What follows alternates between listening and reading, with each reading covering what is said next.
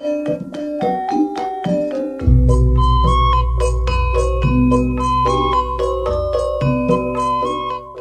ini hanya memberikan satu edukasi saja. Saya nggak mau mengatakan, oh orang itu masih bersandar amal ataupun enggak. Yang penting biar orang itu menilai sendiri. Ya. Yang saya tadi katakan, biar kita nggak bersandar pada amal-amal, tapi kita bersandar pada Allah. Ini pahami apa itu puasa. Untuk mendekatkan diri kepada Allah, ini ada pelajaran dalam puasa ini saya berikan. Yang pertama ini puasa. Kalau dalam bahasa Jawa namanya poso, yaitu memposos atau mengendalikan diri. Makanya jangan pernah dengar ketika ada orang sahur, ini dianjurkan paling akhir kan ya? Iya. Benar nggak?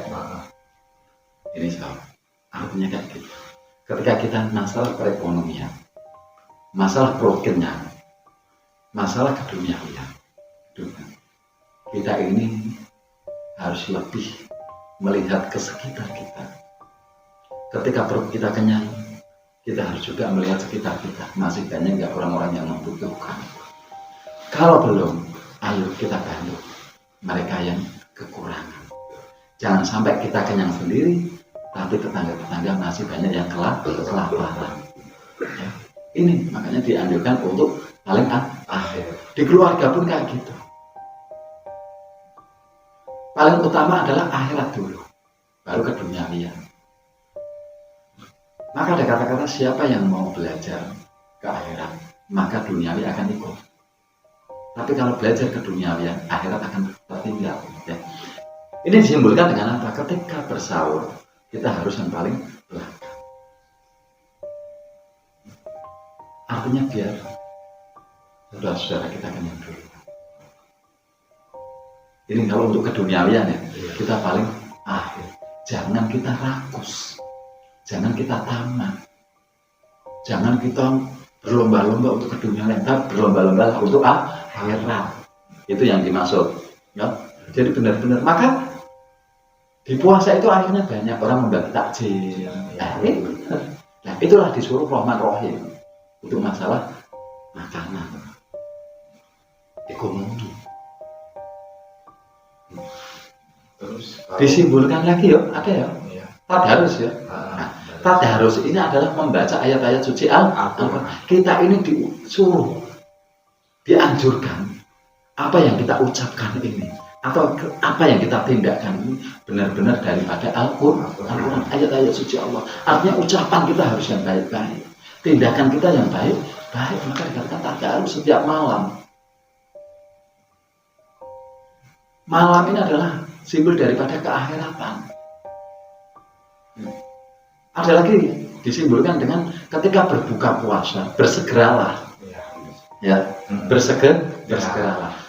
Tapi disunahkan dengan minum air zam-zam dan memakan kurma. Artinya apa? Untuk masalah akhirat, untuk menuju ke dalam kematian. Artinya kematian.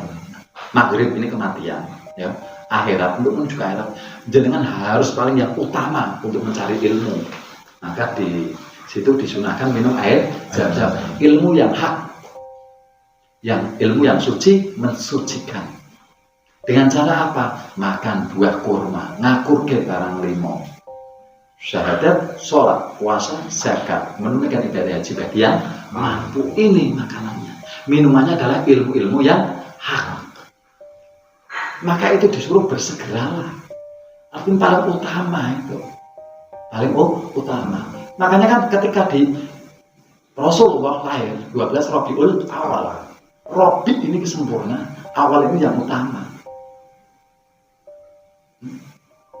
Rabi ini sempurna, awal, utama. Jadi harus untuk akhirat ini kita untuk mencari kesempurnaan, yuk kita utamakan, yaitu apa? Kesempurnaan untuk beribadah kepada Allah, tentang ilmu-ilmu ibadah.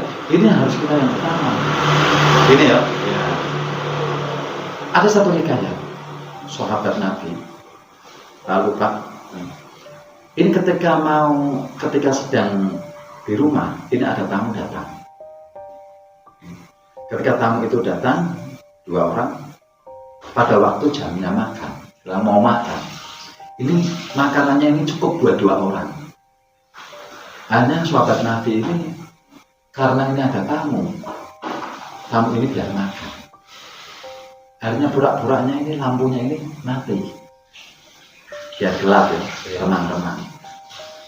Alasan lah, kebaikan ya.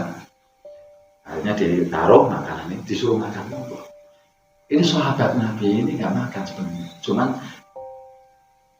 ada suaranya tahu. Jadi pura-pura makan padahal tidak ada. Inilah. Ini banyak loh hikayat-hikayat yang harus kita pelajari. Satu contoh, ya, satu contoh. Makanya di puasa ini benar-benar harus kita pelajari ilmunya. Kalau kita jangan pelajari ilmunya, dengan dapat, insya Allah bisa menjadikan kebarukan kehormatan. Coba jangan ketika nggak makan 1 hari dari habis subuh sampai maghrib, sakit nggak?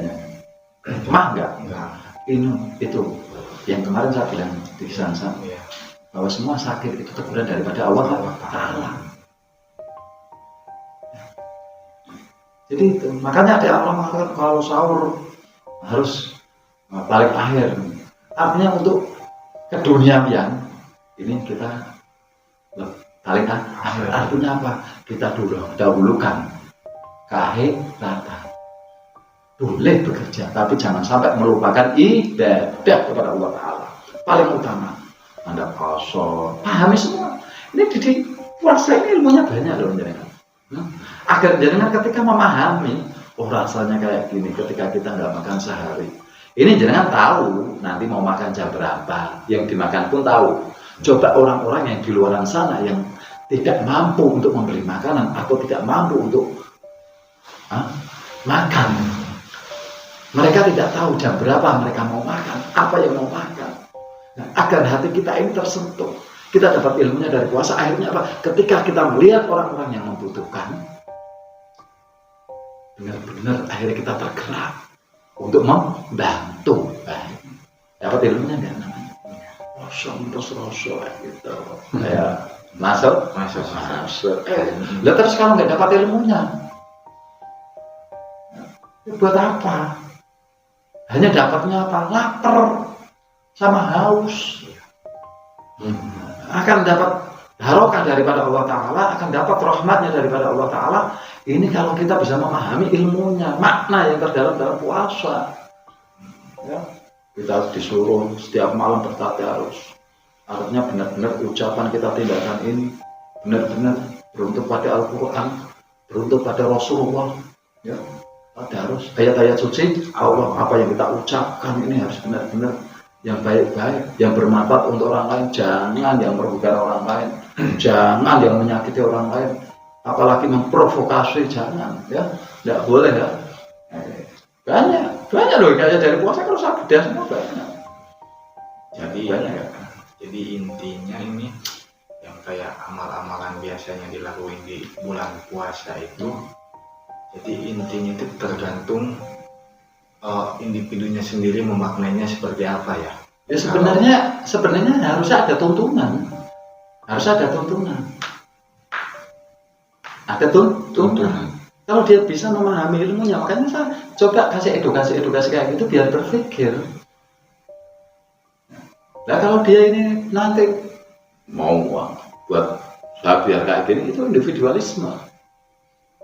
Urusannya binafsi sama Allah. Tapi kita karena kita paham, karena saya paham, apa salahnya saya mengamalkan ilmu saya dengan cara beredukasi. Ya.